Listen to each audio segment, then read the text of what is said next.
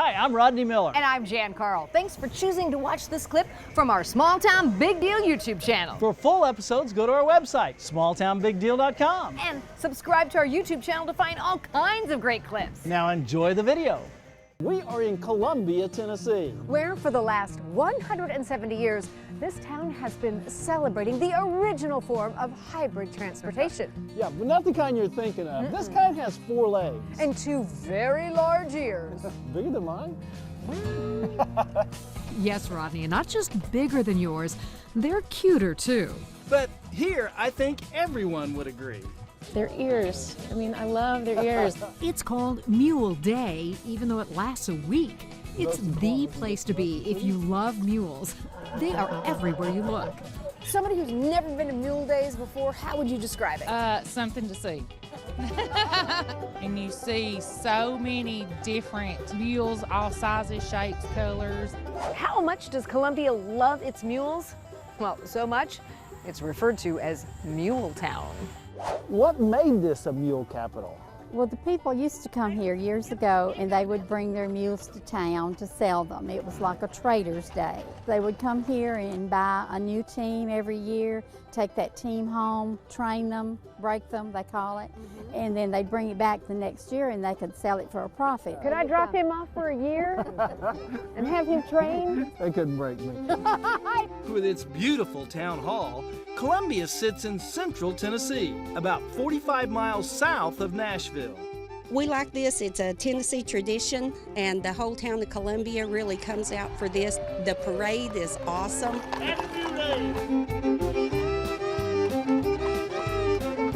The parade is awesome, and we're not just watching it, we get to ride in it with Lori Smart at the reins.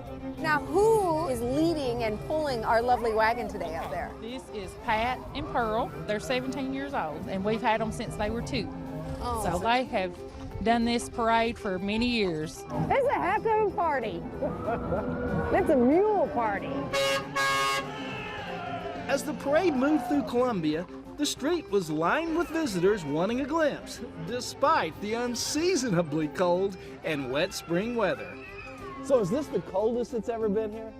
The coldest I can remember. What makes a mule a mule? It is indeed a hybrid, the end result of mating a female horse with a male donkey. The first mule was probably an accident of nature, and that was at least 5,000 years ago. Check out these ears. By the time George Washington died, he owned more mules than horses. Mules helped carry America west.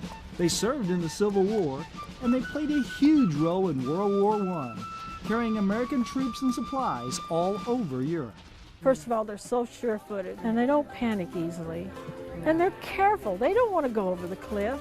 Nationally recognized artist Bonnie Shields finds her inspiration in her own mules.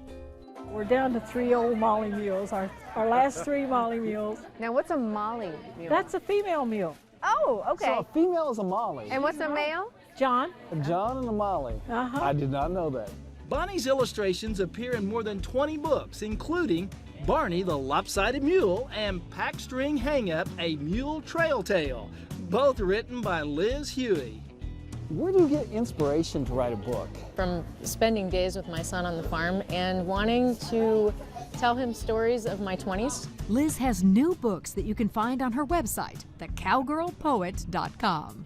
What is it about mules that make them great protagonists or fodder for a story? The way they interact with each other, their personalities, they love to play. Oh! You got a nice little nose, don't you, everybody? Mention mules, and the first word you think of, or at least I and maybe you, is stubborn. But that's because we don't really know mules. What is the biggest misconception about a mule? That they're stubborn. They're not? They're not really stubborn. They're smart. If they know they can't do it, they won't do it. I would say more dedicated than stubborn.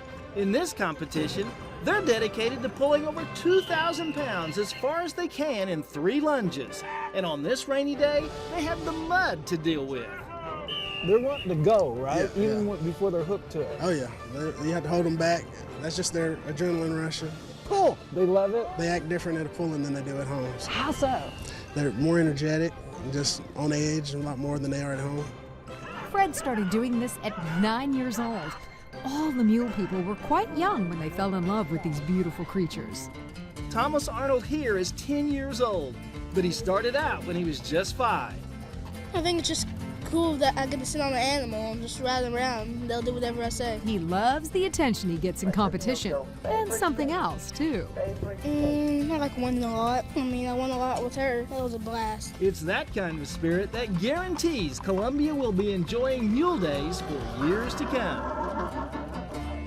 Thanks for watching this clip from Small Town Big Deal. Don't forget to click the subscribe button and be sure to click the bell so you'll be notified when we upload new videos. Also, click the like button. To see full episodes, go to www.smalltownbigdeal.com.